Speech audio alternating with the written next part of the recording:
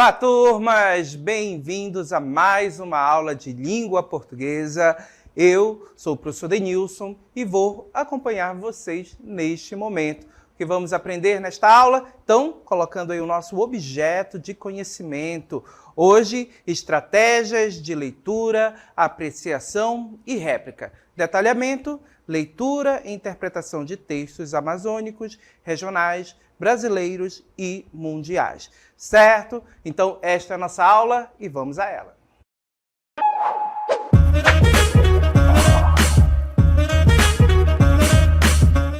Para esta aula, começamos com a leitura de dois textos. Então, leiam comigo dois textos que vão trazer uma temática bem interessante e já de imediato comecem a observar semelhanças e diferenças nesse texto, tá bom? Então vamos lá. Primeiro texto, força flutuante.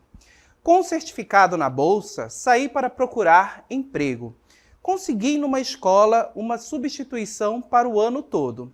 Dar aulas numa classe de primeira série que havia sobrado, pois as professoras efetivas no cargo já haviam optado por alunos maiores e em processo de alfabetização mais avançado.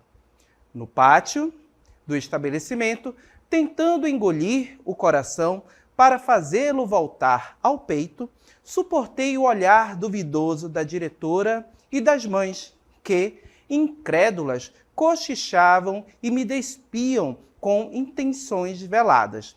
Só faltaram pedir-me o certificado de conclusão para simples conferência. Deram o sinal de entrada. E os meus pequerruchos entraram barulhentos, agitados. Só uma menina clara, linda, terna, empacou na porta e se pôs a chorar baixinho. Corri para ver se conseguia colocá-la na sala de aula.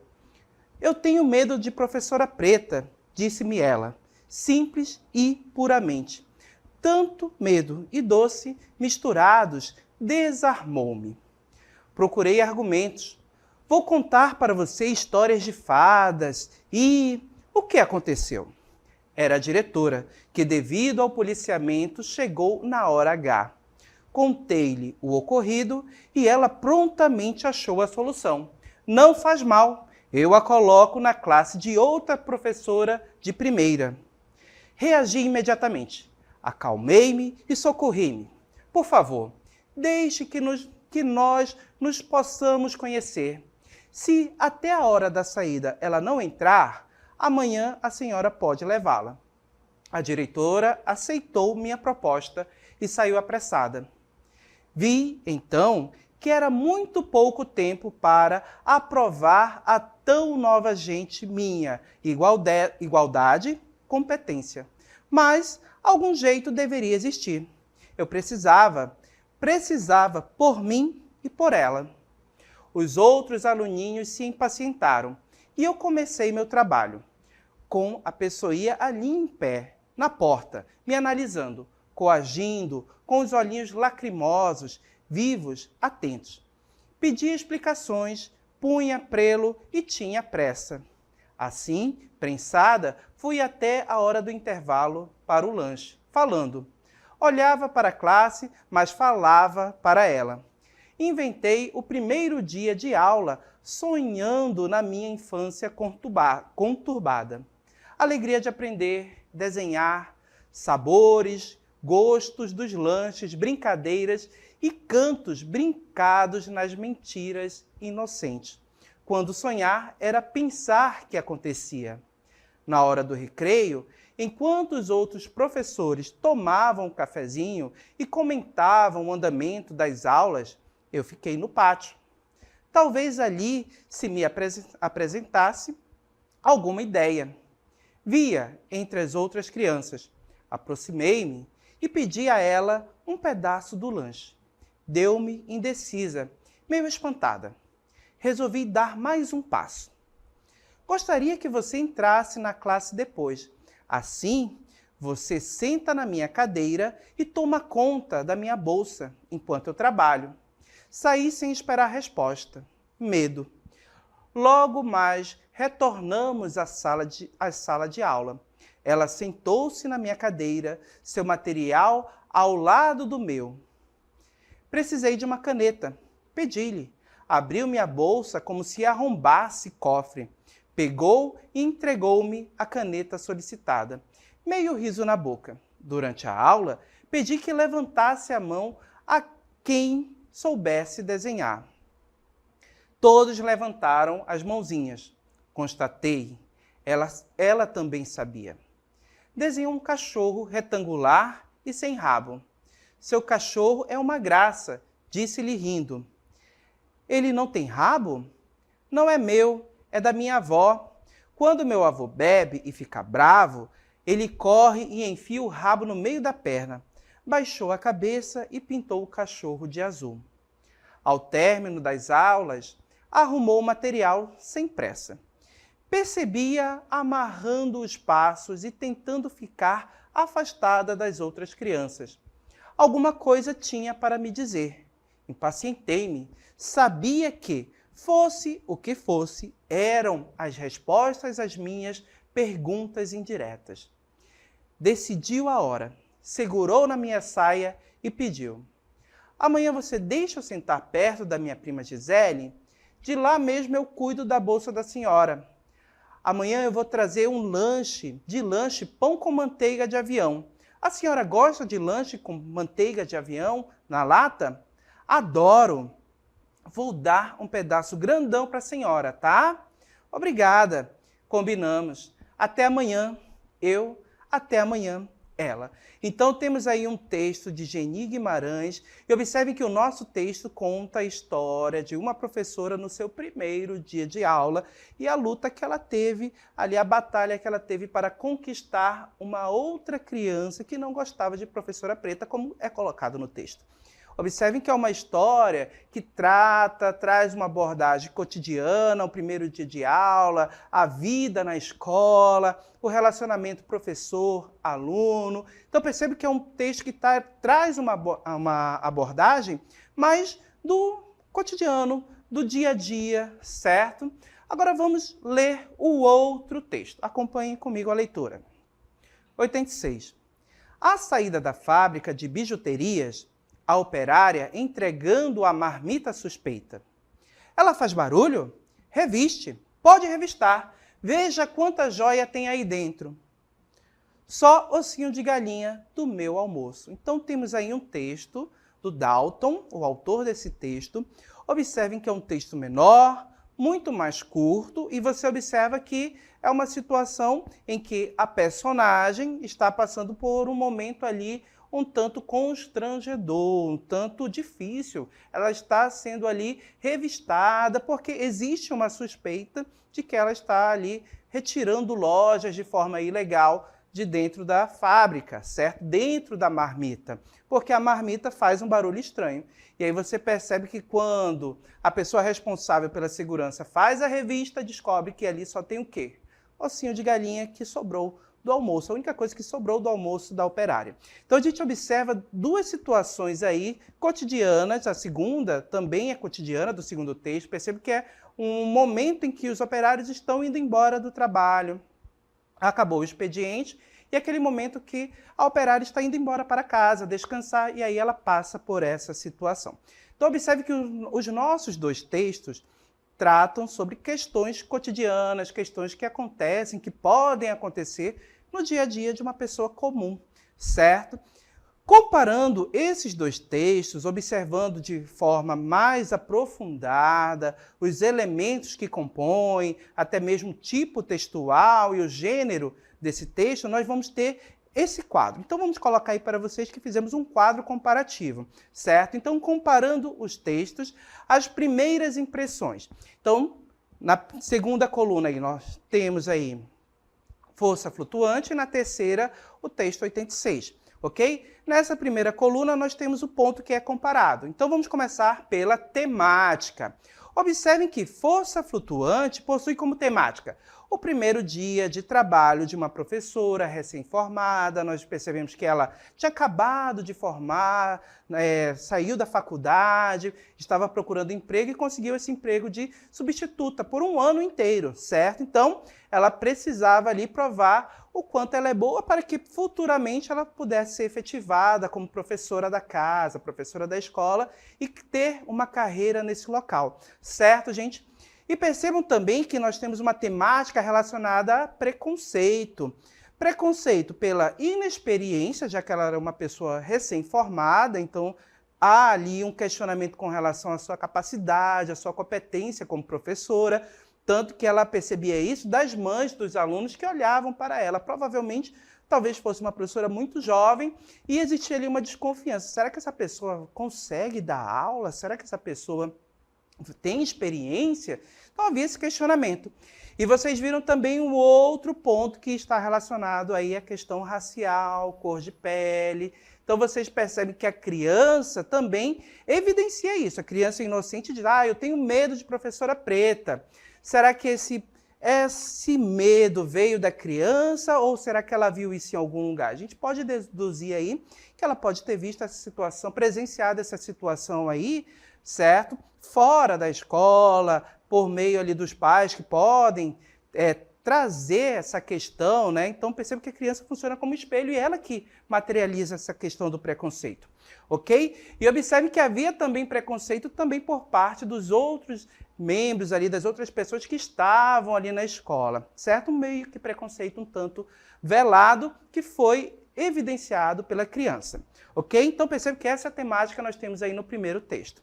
Percebam que nós temos também, além disso, a questão do cotidiano. Você viu que ali é abordada uma questão de uma vivência escolar, uma questão cotidiana da vida de professores, alunos, diretores, certo? Pais que possuem filhos ali em idade escolar. Então, percebe que a temática também vai girar em torno de uma situação cotidiana, ok? O segundo texto, percebam que é um texto que vai trazer uma questão trabalhista, certo? Perceba que a funcionária, ela está empregada em uma fábrica que produz bijuterias, joias, certo?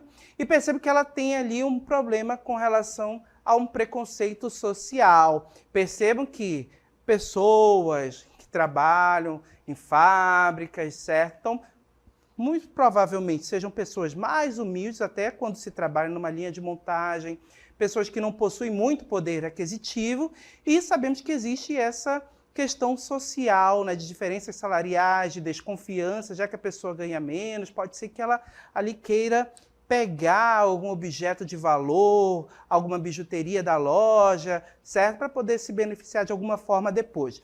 Então, havia essa desconfiança de roubo, e isso revela para a gente também uma questão preconceituosa que pode ser levada aí para o lado social.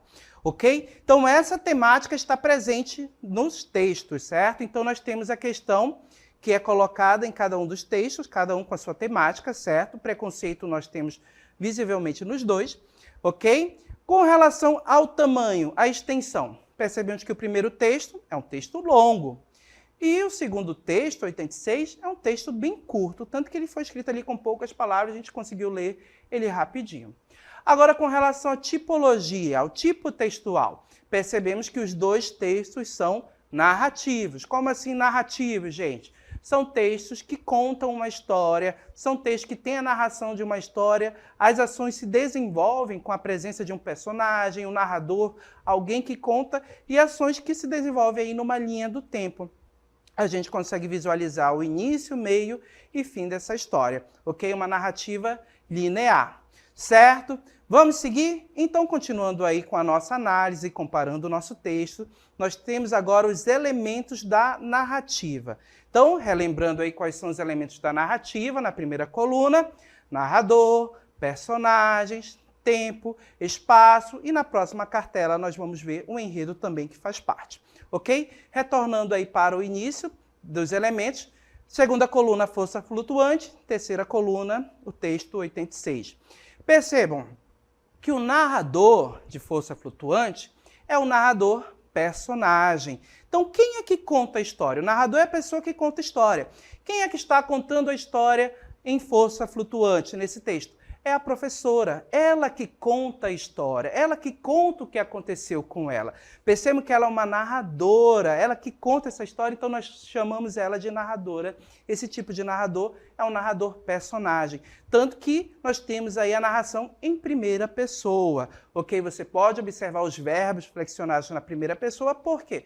Porque quem está contando a história é a própria professora, é algo que aconteceu com ela. O primeiro dia de aula, de trabalho dela, ok? Já no conto 86, certo? No outro texto, nós temos um narrador observador.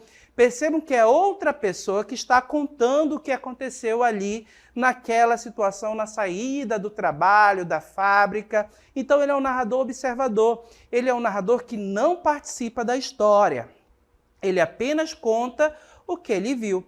E observem que, ao contar, ele vai fazer isso utilizando o quê? A terceira pessoa. Os verbos estarão flexionados em terceira pessoa porque é um narrador aí observador que conta o que viu. Ele não participa diretamente da história, ele não faz, não realiza as ações, ok? Ele conta o que ele viu. Certo? Na sequência, outro elemento importante da narrativa são os personagens. Então, percebam que, como personagens, nós vamos ter ali os protagonistas, certo? E, na nossa história, o protagonista, em Força Flutuante, é uma professora negra, preta, como foi colocado lá no texto, ok? Ela é a protagonista da história. Temos outros personagens? Sim. Temos a criança também, que nós podemos considerar aí como uma protagonista também, por ter uma participação importante. O conflito será gerado justamente por ela. Vamos ter os outros alunos, a diretora, os pais, mas aí são personagens secundários, ok? Que não são protagonistas. Já no outro texto, 86, nós vamos ter uma operária de fábrica de bijuterias como a nossa protagonista, ok? Ela é a protagonista da história. Temos também um outro personagem, que não está escrito aí, mas que também é importante, exatamente o segurança, a pessoa que está revistando. Por mais que ele não tenha sido nomeado no texto, sabemos que existe essa figura de alguém que faz a revista do objeto da marmita da nossa personagem, ok? Outro ponto importante, elemento da nossa narrativa, o tempo. A história é contada em determinado tempo e espaço. Então, nós temos aí no tempo. Quando a história aconteceu? Força Flutuante, no primeiro dia de aula da professora, primeiro dia de trabalho. E na outra história, no horário de saída da fábrica, no horário de fim do expediente. E o local, vimos que o espaço, em Força Flutuante, é uma escola. E no outro texto, 86, é uma fábrica. E o enredo, gente? Vamos lá para o enredo? Percebo que o enredo de Força Flutuante, a professora, no primeiro dia de aula, tenta conquistar a confiança de uma criança e vencer preconceitos, tanto da criança quanto da diretora e dos pais, que também estavam presentes ali com preconceito mais velado. Em 86, o segundo texto, diante de uma acusação de roubo, a funcionária da fábrica de bijuteria precisava provar o quê? A inocência dela. Então, percebo que esse é o enredo do texto de 86, e a gente tem enredos diferentes que se aproximam na temática, ok? Além disso, como elementos da narrativa, nós vamos ter momentos também. Esses momentos, eles são importantes, porque eles vão trazer aí para a gente uma sequência de acontecimentos, ok? Vimos que a narrativa dos dois textos é uma história, uma narração linear. Então, nós vamos ter um início, meio e fim, ok? Então, para o início, vamos ter o quê? Uma situação inicial. No desenvolvimento, vamos ter uma tentativa de solução do desenvolvimento. Claro que antes vamos ter um conflito. Então, situação inicial, conflito, tentativa de solução do conflito, clímax e, ao fim, um desfecho. Vamos observar como isso se apresenta nos dois textos? Colocando aí para vocês o nosso quadro comparativo. Olha só. Situação inicial em Força Flutuante. A professora consegue um emprego e se apresenta para o primeiro dia de aula recebendo olhares desconfiados. Lá em 86 nós temos evidente uma situação inicial, ali o início da história que é contado, de repente o momento que a funcionária chegou na fábrica, certo? Momentos antes dela estar saindo da fábrica. Percebo que nós não temos nada disso. Nós temos ali exatamente um ponto direto, ou seja, um momento em que nós vamos ter a personagem já na situação ali de conflito, certo? Então vamos observar na sequência o conflito, ok? Percebam, o conflito que nós vamos ter aí, exatamente o que vai gerar a narrativa. Percebam, em Força Flutuante, uma menina empacou na porta e se pôs a chorar com medo da professora. Ela disse que tinha medo de professora preta. Então, percebo que em Força Flutuante, esse é o conflito. Já em 86, percebo que nós não temos evidente como o problema começou, como esse conflito foi gerado. A gente puxa pela memória, a gente pode imaginar como ele possa ter começado. De repente, o segurança ouviu chacoalhar, né, dos ossos na marmita. Pode ter sido isso, mas percebe que escrito no texto nós não temos, nós podemos imaginar. Ok? Tentativa de solução do conflito. Observem, a professora pede à diretora para resolver a situação e põe em prática uma estratégia de conquista da menina. Isso em Força Flutuante. Então, a professora tenta conquistar a garota. E aí a gente percebeu que ela fez atividades diferenciadas, pediu um pouco do lanche da menina, utilizou ali da questão da confiança, ela precisava de alguém de muita confiança para proteger os pertences dela, cuidar da bolsa. E percebo que ao pedir isso da garota, ela se sentiu que é muito importante. Tanto que ela sentou lá na mesa da professora para cuidar da bolsa da professora. Depois ela interagiu utilizando o contexto familiar e, ao final, qual foi aí o desfecho, né? Mas, claro, qual é o clímax, momento, ápice dessa história? Vamos lá? Então, voltando aí rapidinho com o nosso texto, quadro comparativo. Só aí em Força Flutuante a gente vê a professora tentando conquistar a garota. E lá no segundo texto, em 86, certo? A operária entrega a marmita ao fiscal. Então, essa é para resolver o problema, ela entrega a marmita para ele revistar. Então, percebam que no segundo texto, a história começa exatamente aí. A personagem já tentando resolver um problema, ok? Então, percebo que a nossa história começou nesse ponto. A gente não teve a situação inicial, não teve o destaque do conflito. No segundo texto, já temos a personagem tentando resolver o problema. Ok? O conflito. Vamos seguir? Clímax, o ponto alto da história, quando surge exatamente aquela curiosidade, o que vai acontecer, o que será que vem depois desta situação. Então, no primeiro texto, Força Flutuante, percebam que o clímax da nossa história surge exatamente quando a menina faz um pedido à professora. A professora fica aflita, querendo saber o que ela queria pedir, porque ela sabia que ali viria a resposta, se ela tinha conseguido conquistar a garota ou não. Certo? Então, percebo que o clímax do primeiro texto está neste ponto. Já em 86, o segundo texto, é o momento em que a marmita é revistada. E observe que esse momento gera aí um certo suspense, a gente tem apenas a pontuação presente. A gente tem ali, entre aspas, o travessão e reticências. Percebam que esta é a forma escrita, ou seja, como é mostrado no texto, esse momento de revista, que você fica ali pensando, será que a funcionária realmente pegou as joias? Será que dentro da marmita tem joias, tem bijuterias que ela está roubando? E aí você vai... Logo após esses dois momentos aí dos dois textos, que é exatamente o clímax dele, você chega ao desfecho. Como?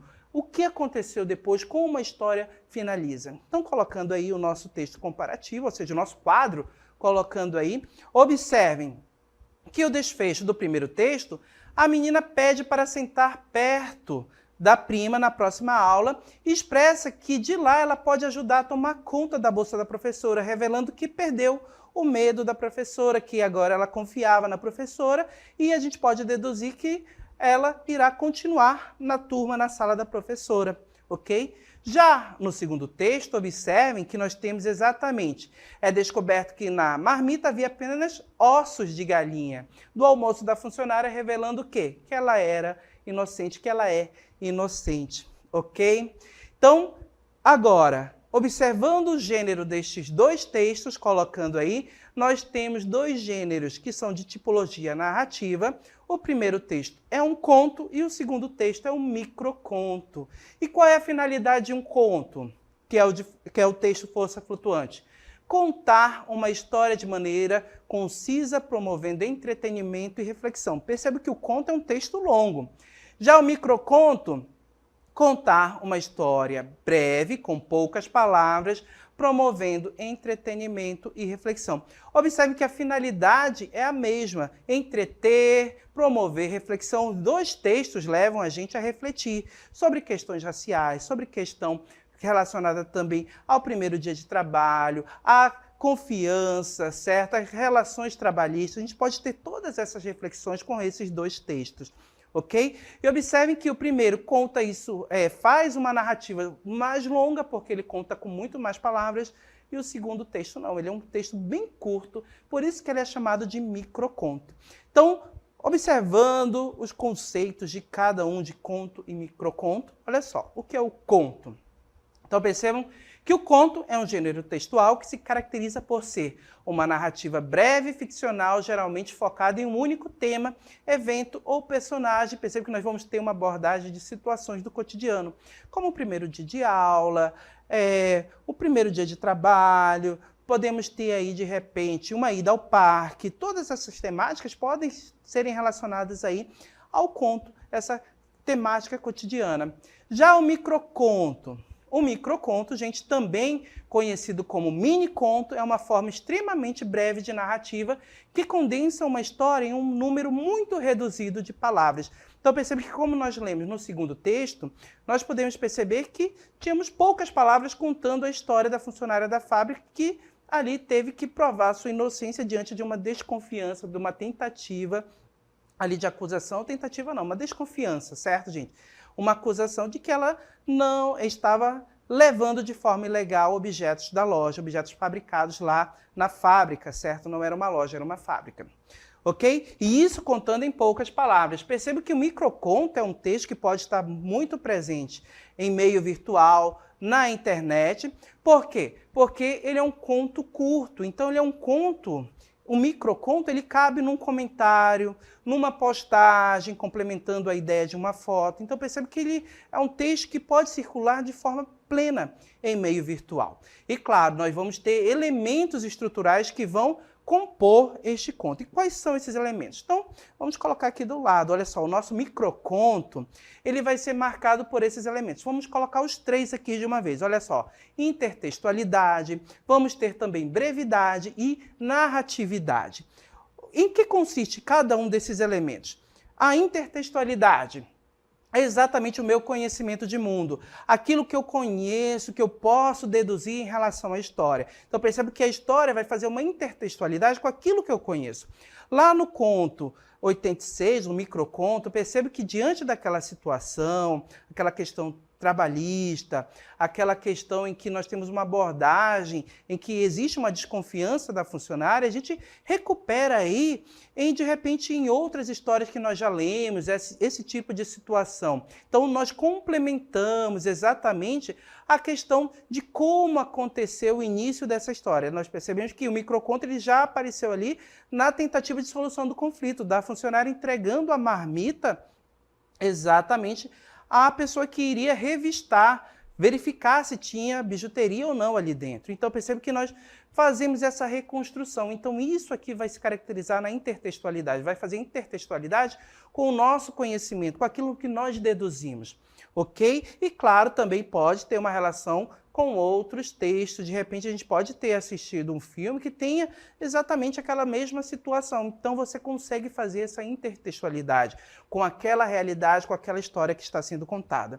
Outro ponto é a brevidade, gente. A brevidade é exatamente a característica de ser uma história muito curta, concisa, contada em poucas palavras, pouquíssimas, ok? E outro ponto, a narratividade. A gente percebeu que é uma história que é contada, uma narrativa com início, meio e fim. Então, esses são os elementos que nós vamos ter exatamente no microconto, certo? E para que a gente possa refletir um pouquinho mais sobre este gênero, sobre o microconto, já que comparamos ele com um conto clássico, eu trago para vocês outro microconto. Colocando aí para vocês, olha só. Terminou de comer o bolo, o pastel, o brigadeiro e a coxinha. Para sair, vestido preto. Afinal, branco engorda que é um horror. Então temos aí um texto de Carolina de Andrade Silva, certo? E percebo que nesse texto a nossa personagem aí finalizou exatamente o momento de uma refeição. O que ela comeu? Bolo, pastel, brigadeiro, coxinha, tudo que é de mais gostoso, de mais maravilhoso. Provavelmente ela esteja aí no aniversário, né? Quem não gosta aí desses produtos, desses tipos de alimento? Eu adoro todos eles, gente. E percebam que para sair, certo? A gente pode imaginar, ó, para sair vestido preto. Então a gente pode imaginar de repente que ela está em casa, né? Não no aniversário, olha só, para sair vestido preto. Já que ela vai sair, então vamos deduzir aí, trazer da nossa mente a questão exatamente aí que ela pode estar no local de casa, no ambiente familiar. E ela vai usar o quê? Um vestido preto. Mas o vestido preto por quê? Olha só na última linha, porque o branco engorda, que é um horror. Observem aí até a ideia do trágico, né, com a palavra horror. E observem que nós temos exatamente uma questão aí, uma questão estética, certo? Um pensamento em que nós vamos ter as pessoas pensando na questão do padrão estético, da beleza, da forma como o corpo é apresentado, certo? Dos padrões estéticos de beleza, em que nós temos exatamente uma certa questão de preconceito, às vezes, ou então de pessoas que não estão contentes com o seu corpo, com o seu tipo físico, que às vezes estão fora do peso, certo? E não estão confortáveis da forma como se apresentam. E percebam que a escolha do preto é uma escolha porque nós temos aquela ideia, né? Olha só a intertextualidade, de que o preto emagrece, né? Que o branco engorda. Então percebam que o preto emagrece, o branco engorda. E por que utilizar o preto? Porque o branco engorda o horror. Mas será que nós vamos ter o branco engordando realmente ou são os hábitos alimentares da pessoa que vai trazer essa consequência? Então percebo que é um texto que de forma curta nos leva a muitas reflexões, como eu pude pontuar e pontuei aqui com vocês. E nós podemos refletir diversas outras questões com esse simples microconto. Uma história muito pequena, contada de forma breve, que nos leva a refletir. Então, esse é o microconto. Fizemos a comparação desse tipo de texto com o conto clássico e espero que vocês tenham compreendido. Ok, gente? Então, vamos finalizar a nossa aula nesse momento.